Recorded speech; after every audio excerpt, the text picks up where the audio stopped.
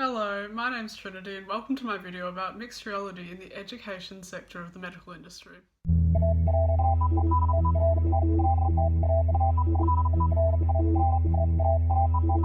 The medical industry has been transformed by interactive technologies such as augmented reality, virtual reality and mixed realities.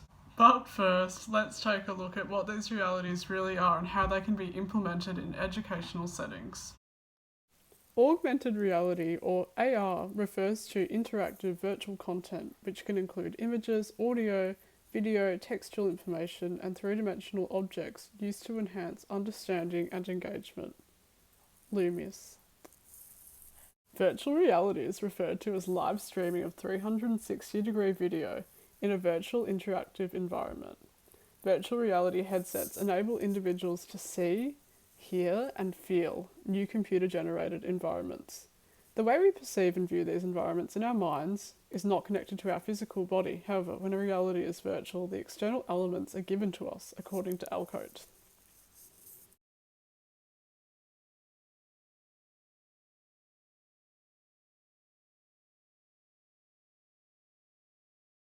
But the question remains, what is mixed reality?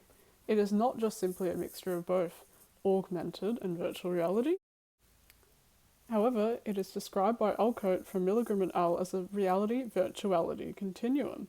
In a simple definition, mixed reality is a combination of real and virtual worlds and allows them to interact, which enables individuals to develop a higher level of spatial awareness across the use of a range of online platforms. Virtual reality and augmented reality have opened a new window for the education and training of medical students, teachers, and professionals, and are now even being implemented across multiple medical practices.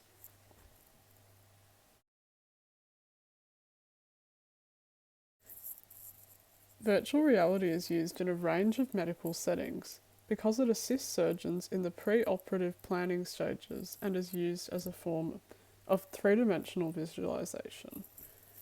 The development of an application called Google Cardboard, which is a cost-effective form of immersive technology, developed to enable experiences across a three-dimensional virtual reality cardboard lens connected to a smartphone. In the medical industry, virtual reality has opened new doors for doctors performing surgery since its release in 2014. In recent years, the development of this technology has enabled surgeons to complete complex surgeries such as scoliosis surgery and understand the nature of their anatomical patient. According to a study completed at the University of Biomedical Science in Rome, the inclusion of virtual reality prior to completing the surgery reduces blood loss and operative time. According to Alcote, students who undertake active learning through virtual reality produce higher levels of engagement in the classroom than students under passive and traditional classroom conditions, because this form of education is interactive and engaging.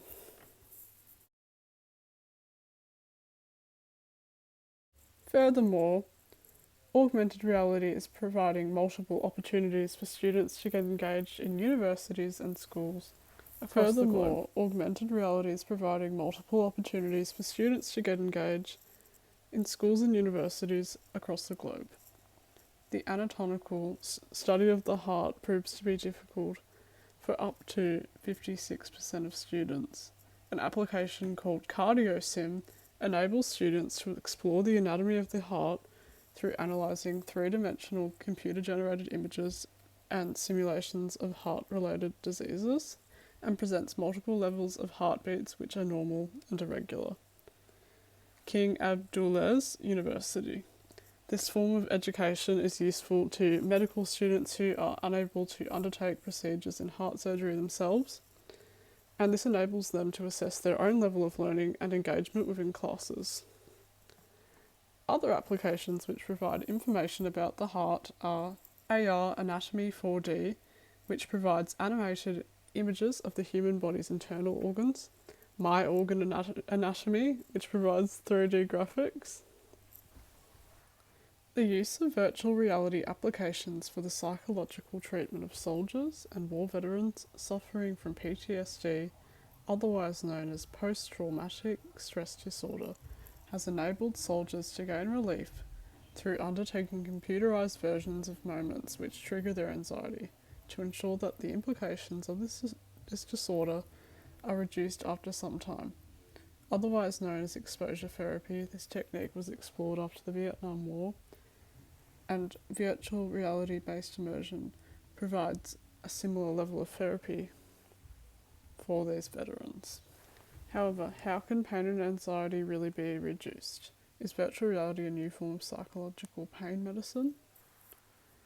A study completed in the UK suggests that virtual reality devices provide therapy through video loops and provide a higher quality of life for patients.